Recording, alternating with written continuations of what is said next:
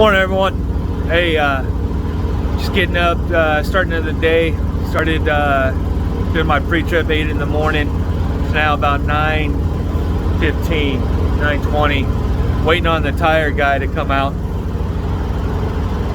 I want to talk about, so while I'm here, I want to talk about checking your tires. It's important to do a proper pre-trip. I don't care if you're just stopped for the night in the truck stop, or you're starting your day, or you're starting your run, your leg for the day. Make sure you stop occasionally and check your tires. When I left yesterday on Sunday, tires were fine. Today, parked, get out, do my pre-trip. Find I have an issue with one of my tires. Let me show you what I'm talking about here. So this is a good tire here. This is my good one. My outside one is good.